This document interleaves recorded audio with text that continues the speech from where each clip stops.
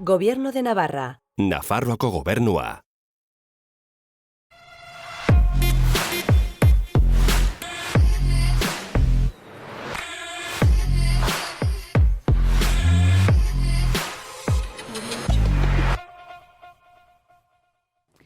Gaur jauja taldeko Oier Irisarri eta Eneko Elizari ditugu gurekin. Haiek kontatuko digute nola hasi ziren musikaren mundu honetan eta zertan ari diren orain.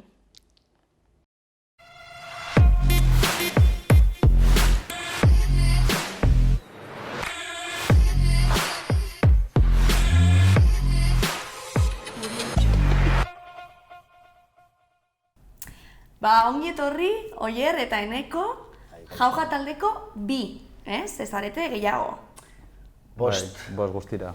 Bost gara, hasi ginetik onaino, aldaketak egon dira, baina hemen biok gaude eta beste hirukide utzi ditugu beste zereginetak. Claro, ez ziren sartzen platoan oso txikia dugu, ez, bestela? Gainera beronekin, Bai, egia da. Eta zer jotzen duzu edo, zer rol duzue hor taldean? Ni gitarra jola naiz eta Eneko abeslari. Eta ahotsetan nabili, saiatzen naiz. Saiatzen zara. Eta betidanik ezagutzen zarete edo nola sortu zen taldea? Bale, oinarriz institutoan elkartu ginen, beste talde asko bezala. Eta batere musikaren inguruko ideiari gabe eta instrumentuak jo gabe, esan genuen, ingo dugu talde bat, eta hor klasean bertan, izan zen lagunen artean, adedo, pin-pun nor dauka, anaiaren gitarra, zu beste, ni apuntatuko naiz bateriara ez dakit zer, eta osatu genuen olako talde improvisatu bat. Eta hori hasieran izan zen. Laister sartu zen Oier gitarra, urrengo urtean, gitar gisa zen beste lagun hori aspertu zen. Eta berez lagunak, institutuko lagunak gara. Ginen, ez? Edo ginen. Horein laguna, baina edo ez? Ez gero joan da aldatzen gauza claro. Formazioa, Gero batzuk aspertu ziren eta utzi zuten, ez? Eta azkenan geratu ginen 3. Eneko egiten zuela bateria jo eta kantatu batera. Ostra, bateria jota kantatu hori za oikoa, Baitzen, berez baterian hasi nintzen. Eta orduan bagintuen bi abeslari. Azkenean bi abeslari lagun horiek aspertu ziren. Eta geratu ginen, lau, Goiorekin. Lau, bai. Eta orduan esan genuen, nork moldatzen den hobeto, Eneko, aurrera. Gero Goio ere taldetik atera zen orain dela pare bat urte. Pandemiarekin, esan zuen onaino. Eta hor geratu ginen Mikel, Oier eta Hirurok. Mikel basu jolea, Oier gitarra eta ni bateria eta hotxean mantentzen genuen hola. Eta esan genuen, behar dugu, odol berria edo honi beste abiadura bat eman. Eta hor, bateria berri bat fitxatu genuen, David, gure taldeko gaztetxoa. Eta pixkat geroago, Mikel Blanco ere gitarretan hasi da. Eta hor osatu gula, Boskote hori, ez? Boskote hori eta horretan gabiltza, bai. Eta formakuntza aldetik, gero formatu gintzaitu, hasieran bai izan zela improvisazioa, eta, zu baduzu gitarra, zu baduzu zaki zer, ez duzu gaizkitik kantatzen, baina gero ja formazio aldetik formatu zarete edo nola izan da prozesua? Ni berez trompeta jotzen nuen txikitatik. Orduan musika formazioa badaukat ez asko, baina, ezakit. Urte batzuk, baina asko zaila, asko. Eta trompeta utzi nuen, 20 urterekin edo, eta gitarrarekin hasi nintzen, 18 edo 16 edo hortikan, ez dakit. Eta bai joan naizela klase baten batera, baina oro har gehien bat autodidakta bezala. Orduan, baina musika banekien, baina gero ja teknika eta gauza horiekin, autodidaktagoa. Eta ni berez baterian hasi nintzen klase batzuk ematen, pare bat urtez edo egon nintzen horrela, gero klaseak utzi eta taldearekin egiten duzuna. Baina ez naiz oso bateria trebea, esan. Eta hor mantendu ginen, eta gero nik ez dut musikarik ikasi, entzuten duzuna, saiatzen zarela, esperientziarekin lortzen duzuna, baina berez ez daukat musikan formakuntza. bai egia dela gero David sartu... David superior ikasten ari da, bateriako superior horretan. Eta bai, nabaritzen dela pila bat hori bai. Osea, bai perkusioan eta bai gero, jo que se, si... Bai, koroak adibidez azkeneko CD-an, koroak berak egin ditu. Harmoniak eta gauza guzti horiek, ez? Harmonia horretan, bai, asko somatzen da, nork daukan hor formazioa, nor dakien gehiago eta nork egiten dugu pixka bat, en plan, bueno, nik belarria ipini eta... Senaz, ez, pixka senaz, askotan funtzionatzen dugu. Claro. Eta ze puntutara arte uste duzu orduan formakuntza beharrezkoa dela mundu honetan, ez? Profesionalizazio hori edo lortzeko? Nire ustetan formaziorik ez daukadala, uste dut funtsezkoa dela, osea, gero eta formazio gehiago izan da, baina edozein arlotan, burua armatuago daukazu eta erreminta gehiago dituzu. Nahi duzuna egiteko edo egiten duzuna zergatik edo gauza horiek antolatzeko, ez da? Osea, erreminta gero eta gehiago izanik... Libreagoa zara, ez, gero sortzeko. Baina baita sena puntu hori izan behar da, originaltasun hori sortzeko edo agian ez da formazioa soilik behar, baizik eta beste gaitasun batzuk. Baina, bueno, eske denetarik dago, badago jendea formazio oso gutxirekin gauza oso originalak egiten dituenak eta gauza oso konplexuak ez lortu kriston produktua dena edo kriston giroa sortzen duena eta alderebez, ez da? Hori nire iritziz. Bai, bat notor. Baina egia da, gero eta gehiago jakiten duzu nenean, gero eta erreminta eta arma gehiago dituzuela. Osea, ditugula. Beraz, fitxaje hor berri horren, ez? Nabaritzen da pila bat. Haidez horretan, osea, guk oierrek bazekien eta horrela, eta badauka bere formakuntza, baina behin eta pare bat kide manejatzen dutela sartzerakoan, jauja egin du gora. Lehen kostatzen zitzaigun asko, azkenean, pixkat, ez dakit, konposatzea ere, konposatzea, bai, eta, pixkat nagia ginen, ez dakit. Eta egon da momentu bat, zinetan ja, esan dugu, aurrera joaten da, edo ez doa inora, ez. Eta orduan, Odol Berriarekin, bai David eta Mikel Blancorekin batera, eman dute horako kalitate maila eta gainera gu beste hirurok egin dugu aurrera proiektuarekin eta hori nabaritu da. Kalitatean pila bat. Nabaritu da kriston saltoa, ez? Zen adibidez hiruren artean lehen, edo Goiorekin, melodiak ateratzeko orduan edo koroak ateratzeko orduan, niri ez galdetu, niri ateratzen zaidana, abesten dut gainetik edo ez dakit... Landu ditu gauza gehiago orain. Baina nik ez dakit zer den una tercera por debajo, una quinta por arriba eta ez dakit nola egin koro puta bat, sabes? Ni hemendik sartu zerbait eta hemendik atera beste zerbait. Askotan balio du eta beste askotan asko moteltzen du edo sortzerako momentuan zailtasunak sortzen dira. Eta hiru oinarrizko horien edo betidanik egon zaiten horien hiru horien kasuan, zer da engantzatu dizuen hori edo hainbeste urtez hor jarraitzeko eta gogo horiek izateko, ez? Esan duzuen moduan ez da zaila, ez batzutan ez como, ostras, nire bizitzarekin nahikoa dut, ez? Gehien bat, nire ustez laguntasuna, ez? Oso lagunak gara hirurok eta elkartzen gara astebururo edo egunero kainak hartzeko eta orduan askotan hitz egiten dugunari buruz, askotan musika da, ez, jauja. Eta hori da, ez dakit, elkarrekin mantendu gaituena, ez, gutxi gora bera. Eta gero grina, ez dakit, ni adibidez musikari gabe ezin nintzateke bizi. Eta nik uste dut eneko baita ere, eta Mikel uste dut baita ere, eta piskat hori ez dakit, piskat guztia. Familia txiki bat bezala izan dela baita ere. Bai, hori ere betidanik hori egin dugunez, ostiraletan elkartzen ginen institutoan, baina ez dakitzen bat urte, astero elkartu gara, gauza askotan gehiago egiteko, beste batzutan puskaina bat hartzeko.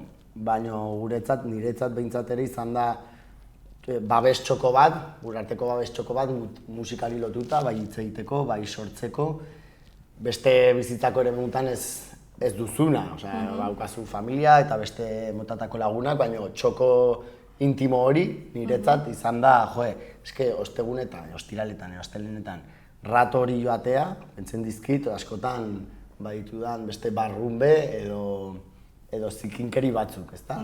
Edo aserritutak joan eta kontentatera. Hori askotan. Badauka zerbait hor adiktiboa, naiz eta gauza handiak sortu edo. Bai. Zertarako da garrantzitsua musika edo arte eszenikoak orokorrean? Horretarako da? Gauza horiek mugiarazteko? Baina, depende egiten duenari galdetzen baldin badiozu, igual izango da beste gauza bat, ezakit, edo publikoari, beste gauza bat, ezakit. Niretzako da hori, esaten duena neko terapia bat, ni normalean nahiko lotxatia naiz eta igotzea holtza gainera kostatzen zait, baina gero han nagoenean, pasatzen dut primera normalean, gero beste batzuetan pizkat ez, baina normalean ongi pasatzen dut, ongi atartzen direnen gauzak, gero daukat kriston euforia.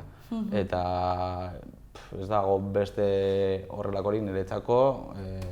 Hori ematen dizuna. Bai, eta gero publikoan zaudenean, bada beste euforia hori, baina ez da berdina, ez dakit, niretzako ez da berdina. Igual, ez dakit, momentuan bertan bizitzen ari zaren, ez dakit, gauza polita edo disfrutatzen ari zarena, baina hortik, ez dakit, 5 minutura, ahaztu zaizu gutxagola, ez beste gauza, beste zerbaitetan zaude, baina gainean gauden ontzat, ez dakit hori, niretzat irauten du oraindik, behintzat, aste batzuz, hor dago, ez dakit. Eske musika gauza asko dira, ez da? Etxean bakarrik entzuten duzu musika, lagunekin askotan edo festa giroan badaukagu hor musika, bakarka sortzerako orduan, idazterako orduan, melodiak ateratzeko orduan, riffak ateratzeko orduan, hor dago musika eta orduan egoera eta modu ezberdinetan bizi dezakegu musika. Orduan, como kolorez, musika zer da, momentu batzuetan gauza bat, beste batzuetan beste bat, baina... Eta baita ere, igual, eskaini diozu ez dakizen bat denbora produktu bat ateratzeko ez, eta azkenean, azaleratzen duzunean, da holako ez dakit, erditzen duzula proiektua da, eta geratzen zera gustora, normalean, ez? Gustuta, ez? Batzuta baita ere, ez? Baita ere, eta nekatuta baita ere. Hori fijo, bai. Orain izan da momentu hori, ez? Zuentzat, ez? Orain txe sortu duzue diska berri bat. Orain dikari da. Ari zarete. Bai. Hortan gabiltza, argitaratu gu YouTubeen. Hau ateratzen denerako, seguro ja dagoela guztia nikera. Espero dugu. Bai, bilegara azken hilabete hauetan, joan den urtetik. Izan dira bi urte, nahiko intenso, ate dugu bi diska, edo EP bi urtetan, eta esan dizut nahiko mantxoak garela normalean ez, eta izan da... Piskat, bai, eman diogu potentzia hori, eta ere saiatu gara horrela egiten. Joan den urtean atera genituen 4 abesti pixkat landuagoak, eta kaleratu genituen digital formatuan, Spotify eta YouTubeen eta Bandcampen ere. Zergatik ez daukagu diru askorik diskak egiteko, hay que elegir. Eta justo, ez dakit noiz kaleratu genuen, eta... Ekainean, orain dela urte bat? Ekainean, eta hori kaleratu ondoren jarri ginen berriro abestiak sortzen, eta 7 abesti grabatu genituen otsailean hasi ginen, eta, gero dena luzatzen da. Eta, hori kaleratu dugu oraintxe bertan, bideoklip bat egin dugu ere, edo bideoklip edo. Bartzena egin genuen bidai batean, grabaketak egin genituen eta egin dugu muntai bat, eta larun bat honetan, hau argitaratzen bada beste guren batean. Bai, hau ja ez dakit noiz aterako den, baina ekainean seguro ez. Tuko gara, ez dakit, uztailaren hasieran kaleratzen bideoklip berria, baina neko lana dauka eta bakagu txori asko buruan eta gauza konplexuak egin nahi ditugu. Eta izango da bideoklip pizkat diferenteagoa, eta lan asko dauka, eta saiatuko gara hori. Uztailaren hasiera, premia baino lehen kaleratzen. Izaten. Berez, zaudete hor, atope orain, ez? Buru bete hor, ez? Horretan? Buru bete, ez dakit jendeak zenbat ordu sartzen dizkion proiektuari, baina gure joerari begira, bai sartu diogula lan gehiago eta bai gaudela pixkat hori gehiago lantzen. Gero baita ere, imaginatzen dut ezakit, zuek beste lan batzuk izango dituzue, ez? Bai. Eta nola partekatzen duzue hori, ez? Azkenean, prozesu kreatibo batean egotea behar du, deskantzatuta egotea, ez? Burua garbi, eta horretan, ordu asko sartu, eta, klaro, batzuetan zaila da, ez? Zaila da mundu honetan arteaz bizitzea, beti beste lan batzuk izan behar ditugula, nola partekatzen duzue hori edo, nola lortzen duzue oreka? Bueno, ni bere diseinatzaile grafikoa naiz, orduan ja sormenarekin lan egiten dut, eta nahiko dituta dago,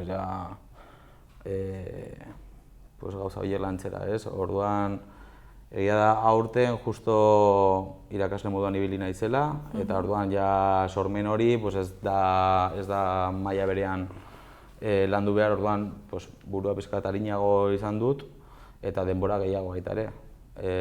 Orduan, izan da, ez dakit, ahalmen gehiago ez, gero gauzak sortzeko edo denbora gehiago eskaintzeko. Bai, edo momentu askotan, zure partetik agian, nekagure gutxiago. Osea, diot, zeren nola sortzen da, lan egiten duten pertsona oro, eta gehiengoak izango dira, osea, konpartitzen dutena, behintzat, gure talde mailatan aritzen den jende orok egiten du lan.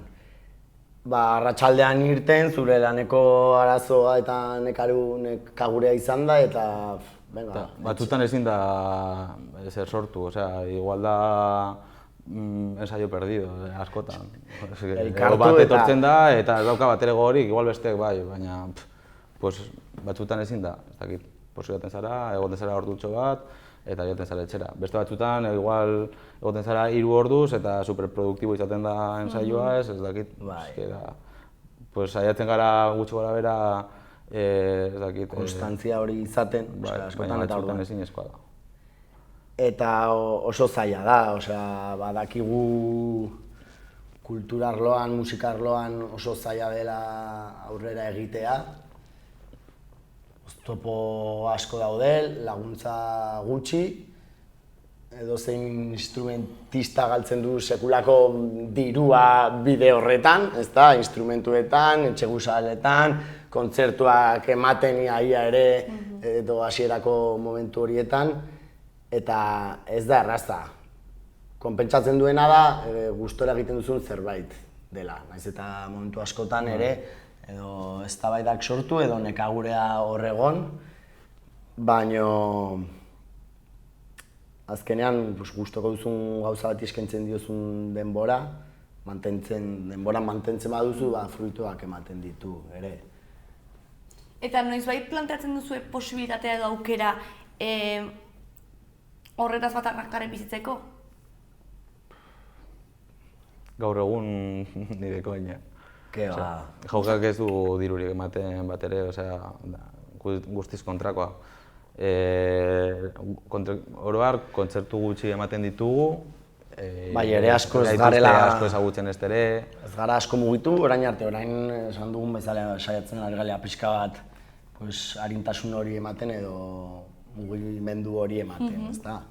Baina dirua galtzen dugu. Utopia bezala niri esaten dut askotan, gustatuko litzaidake. Hori, gustatuko litzaidake. Baina gero, ez dakit, gero lan zaila da baita ere, asteburua 2 edo 3 kontzertu emateko, kriston lana da baita ere, eta hemen Iruin herrian zein egongo da, igual drogaz eta gutxi gehiago horretaz bizi direna, eta nik usten dut, Sevillara joan behar dutela, hurrengo egunean Valentziara, hori kriston badia da, eta ez dakit nahiko nukeen ere, utopian, bai, baina gero ez dakit kapaz izango nintzatek.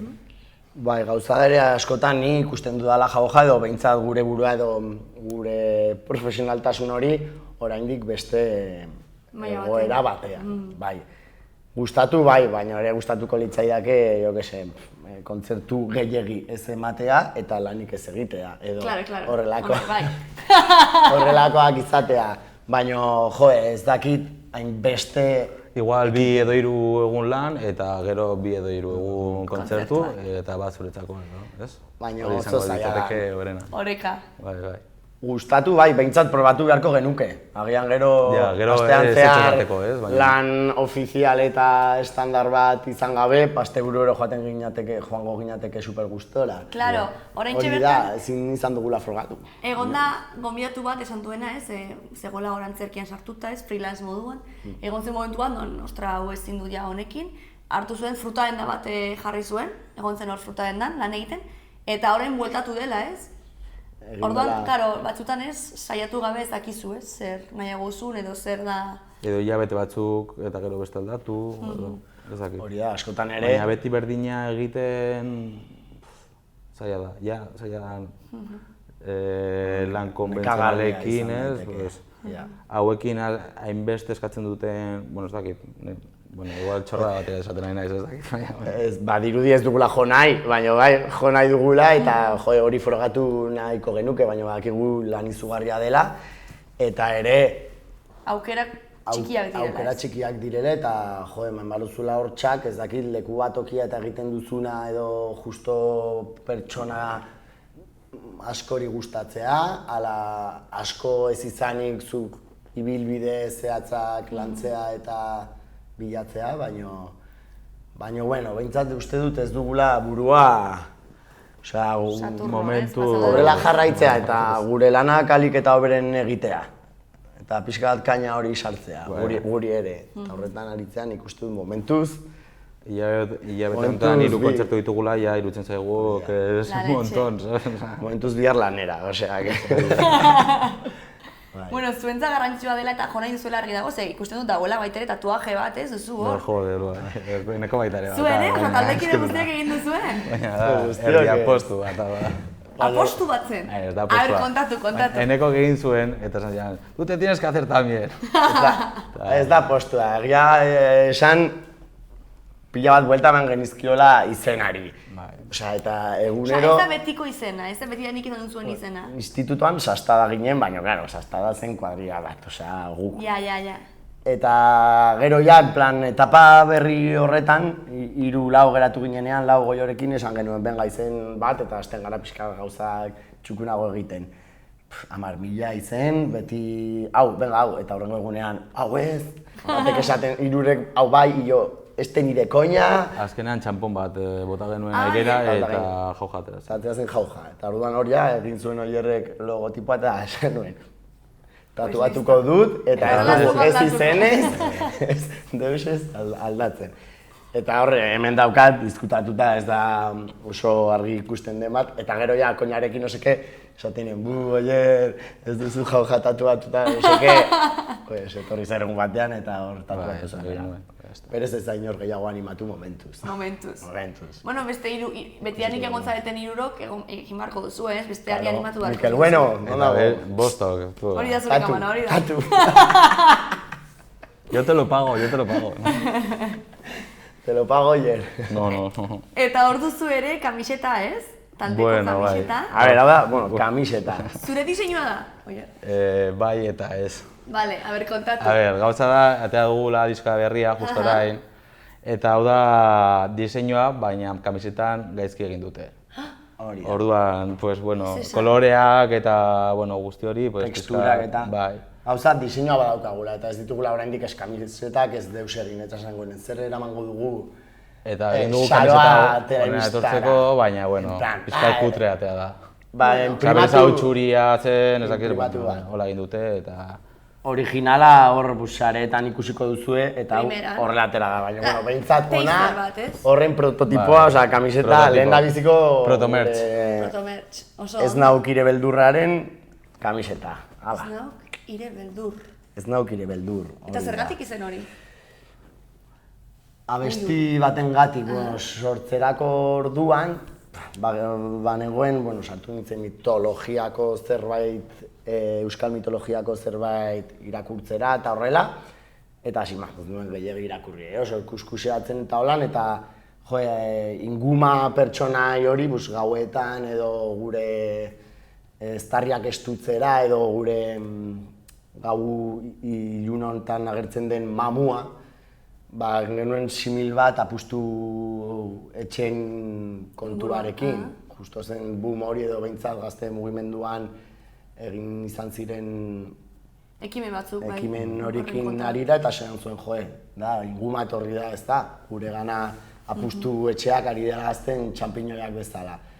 Eta orduan abesti bat badauka horrelako hildoa, ez da, eta gero kuskuseatzen, xare inguruan edo Nafarroako iparralde, Euskal Herriko iparraldean, zegoen horrelako refran, poema bat, ez dakiz zer, eta hortik, inguma ez naukire beldur, zeruan izar, lurrean belar, eta horrelako zerbait. Hartu nuen hori estribillo moduan, jangonkoaren zerbait esan zuen, hori ezabatu nuen, ping-pong, pare bat apaino, eta orduan ez naukire beldur, ere badaude CD honetan beste hainbat gai, eta azkenean izan da, ez garela burla moduan. Ez daukagula mamuen beldur, ez? Ez gara zuen beldur, zaitugu beldurrarik, ez da? Eta orduan hori geratu da izen buru gisa.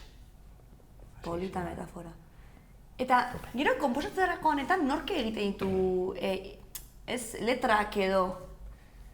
Normalean Mikel eta nire artean osatzen dugu. Naiz eta ni abeslaria izan da, Mikel sekulako idazmen gustatzen zaio idaztea. Gustatzen zaio asko historialaria da ere eta asko idazten du eta horrela, eta orduan beti sortzen dugu alako elkar babes batean, Batzuk agian eramaten ditut ni pare bat ideia nahiko garatuta eta Mikeli pasatzen dizkiot eta idazten duena digo, utzi duzu, primera.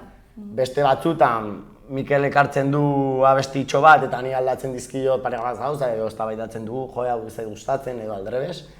Eta horrela sortzen ditu egia esan, bion artean, pixka bat hor...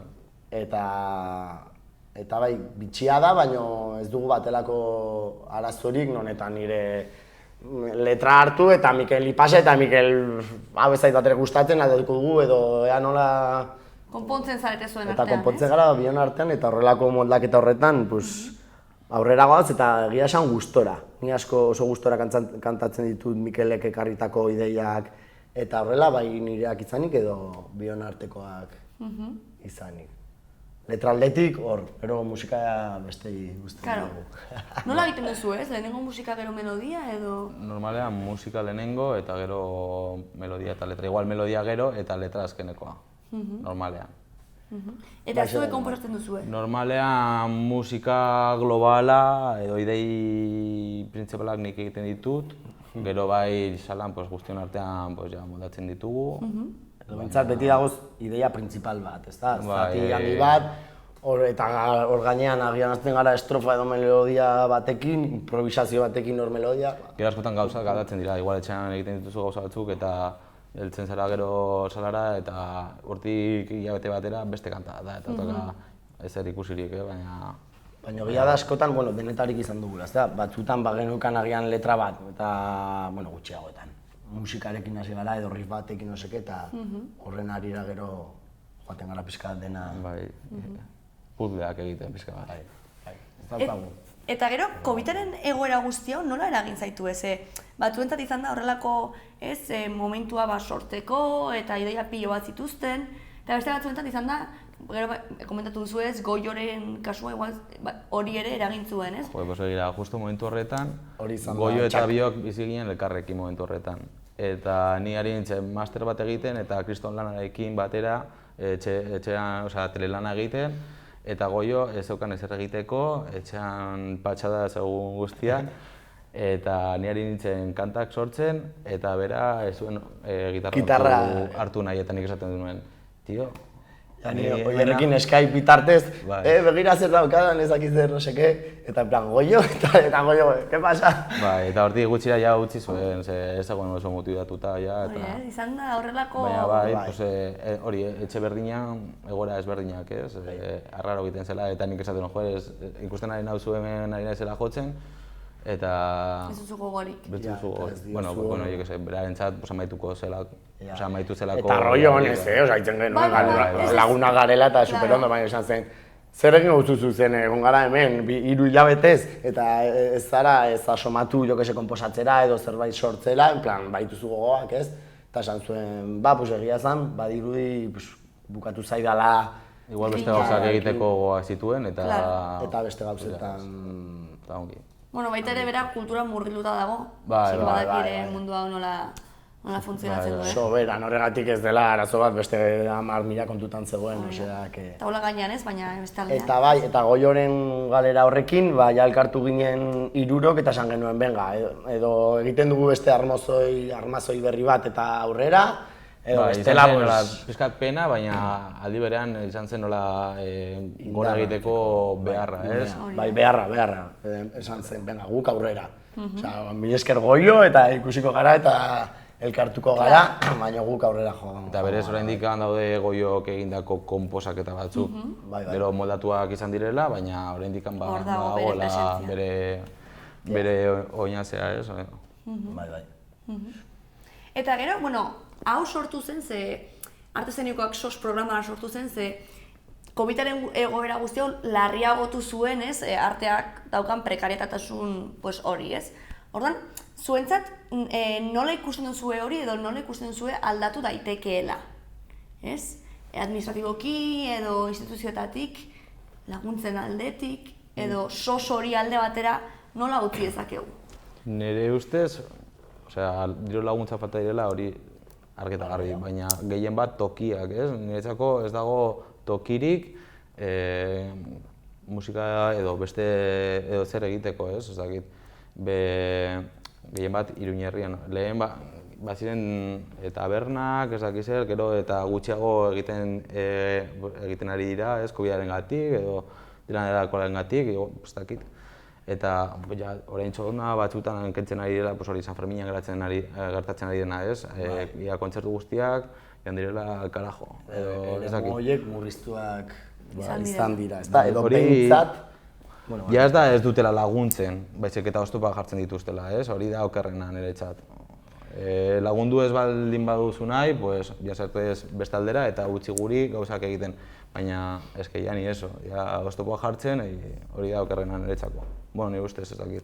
Obviamente, dirua jarriko balute, ja la hostia, pero es que eso... Eta hori eremu herrikoietan edo taberna batzuetan, beste batzuetan, etekin ekonomikorik gabe, ez dute musika babesten. Hau etorri zaitezke, egin dezakegu guk festival bat, baina ni sekulako etekin ateratzen badiot horri. Eta hori ere laguntzei arira, instituzioetatik babes hori handiago izango balitz, egongo litzateke, txoko, eremu edo sala edo... Gehien bat estena lokala, ez? Askotan Lola Indiego, no seke, pues muy bien. Eta Iruñerrian dagoen orain, edo Nafarroan dagoen orain, berpizkundea ez duzu inolako babesarik ematen hori da. Sentitu duzuen noizbait, ez doaini joatearena edo kobratzerik gabe joatearena edo nola sentitzen duzue sentsazio hori, ez? Azkenean, atzean dagoen lan guzti horrekin, ez? Zue lana dauka, zutak izan nekearekin atetzen zara, joten zara entzaiatzera, ezak izan dedikazio bat ematen diozu ez horri. Eta gero, joko duzu hemen, ez? Zuek hemengoak zareten ez, eta ez, herrikoak eta... Jotzea behar duzuenez, hori da etorkina izatea bezala eta lan misero bat izatea, esan plan. Edo, etorkina hori niri gertatzen zait, en plan, no te quejes que viene otro, no? Edo, zuk ez baduzu nahi, beste bat etorriko da. Hori artearen arloan... Bueno, edo eskedo, no? Edo, izarte arloan orokorrean, por amor al arte...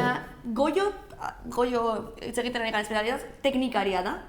Eta seguro inor ez diola proposatu joatea teknikari moduan, kobratu gabe. Seguro baietz. Azkenean, hori da beste movida bat, baina bera kontratatzerakoan, ez, edo? Bai.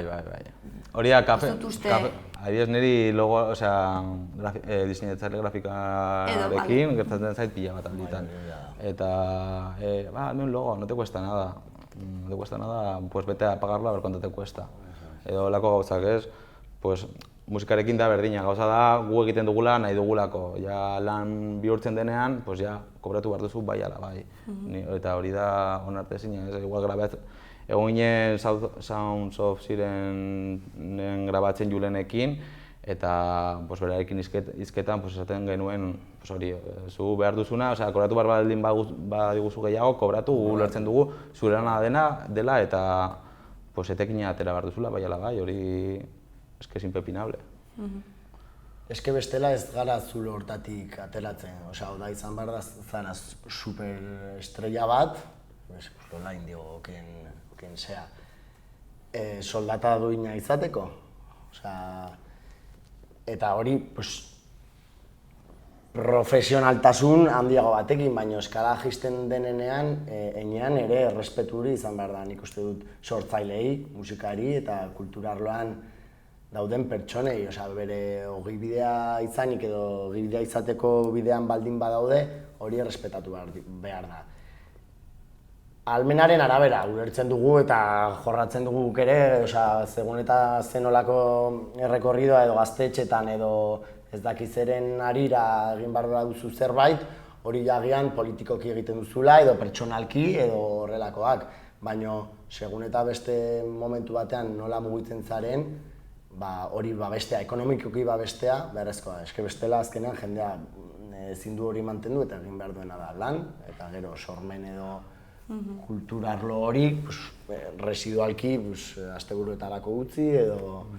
Eta gu favoretxak eskatzen ditugu batzutan edo askotan, ez dakit, baina normalean saiatzen gara alik eta, ez dakit, ordaintzen alik eta lehenen, Iker adibidez izan dela lagundu diguna bideoklipak egiten, ulertzen dugu horretaz bizi dela eta saiatu gara alik eta lehen ordaintzen. Igual, egin digu rebaja txiki bat laguna delako eta badaki gu ez daukagula kriston dirua ere ez, baina gure heinean ez, saiatu gara guzti hori bai, guri gustatzen zaigulako baita ere, gurekin olako... Berdina egiten. Bai, hori da. Hausnarketa polita, eta interesgarria. Guztiak egiten dugu berdina, baina beharrezkoa da esatea, ez, bestela, badirudi. Hor dago beste galdera bat zuentzat, hau ez da ja nire galdera. Aurreko gonbidatuak utzi du, normalean artearekin inguratua dago, baina zuen kasuan, hartu eta irakurri. Zein da pizarra hau? Bai? Zein da zure gorputzeko parterik preziatuena edo gustokoena? Galdera komplexu. Bai, te digo, Nik ez dakit, mingaina esango nuke. Mingaina? Dastatzen duelako eta hitz egiteko ahalmen hau ematen digulako. Askotan erabiltzen dugu, ez da? Claro, egia da. Eta atera naiz zulotik horrela. Interpretazio asko da ditu. Jauja tatuatua dagoen zatitxo hori. Pues ez dakit, izan daiteke oina, izan daiteke ez dakit, nire burguina, ez dakit, edo ni neu, ez dakit, eske daukat olako parterik, en plan... Me gustan mis codos, pues no, ja. Ez dakit, gustatzen zailago nire barrunbea, ez dakit, ni neu. Fisikoa ez den... Bai, fisikoa ez den, hori da. Bera paiasala eta hitz egin dugu horretaz, ez? Edo mugimenduaz, edo gure konplexuak eta gure egunerokotasunean lotxa handiak ditugula, beldurra handiak, ez? Eta gero, beraz zioen, ez? Nire paiasa holtza gainean dagoenean, ez du beldurrik, eta adibidez, beraz zioen, ez? Nire tripa ez nuke inoiz erakutsiko horrela, ez? Edo lotxa sentitzen dut, baina nire paiasak ez du lotxarik, erakusten du. Ja, holtzaren gainean, agian ere gertatzen da pixka bat hori. Bai, nire kasuan ez hainbeste, ez dut hainbeste lotxa galtzen puntu horretaraino, baina bai nolabait galtzen duzu. Ez da, pixka bat mozkortzen zarenean, igual dantzatzea gustatzen zait, baina mozkorren nagoenean lotxa ematen dit. Gero mozkortzen naizenean dantza egiten dut. Pero adibidez, gitarra jotzen dudanean, kostatzen zait pixka bat, baina hala ere, nabaritzen dut, ez daukadala horren, bosakiten naiz, ondoan dagoen jendariekin fijatzen, ez? Ziurtasun hori sentitzen duzu edo, ez? Ez dakit ziurtasuna, baina ez dakit, enajenatzen naiz pizka bat, burbuja batean sartzen naiz eta ez naiz bestearekin fijatzen. Ba, oso ondo, oso ondo erantzun dugun, baina... Primeran erantzun duzu, Erantzun guztiak dira baliogarriak eta zuzenak, hori da. Testona. Eta horren da, zuen txanda. Arbela hartzeko, borratzeko eta zuen galdera uzteko urrengo pertsonari. Baina jakin dezakegu nor datorren edo ez. Izan behar da jakin gabe. Claro. Haukazu zerbait gogoan, zuk? Eneko, baduzu hor trapua nahi baduzu eta hor klariona. Vale. Ez dakit, galdetu. Zer nahiago duzu A ala B? A ala B. Test galdera batean. Ez dakit zer galdetu. Zue denbora pentsatzeko. Ez dakit. Karo, edo ez gauza galdetu ezakegu. Edo zer. Jo que se, entzun duen azkeneko CD osoa. Adibidez. Goitik bera. Bai. Hasi eta bukatu.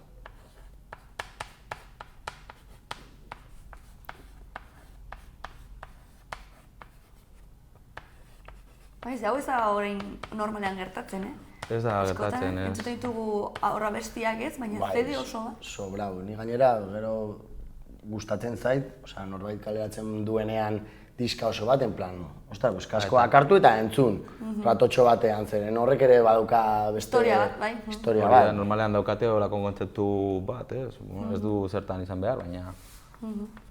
Baina ateratzen duzu kanta bat kanpotik eta deskontekstualizatzen duzu nola baita ere. Zer dio, baina ez dut izan behar nuen ja pista bat. Ezin dut esan. Ui, aldatzen dugula, galdera.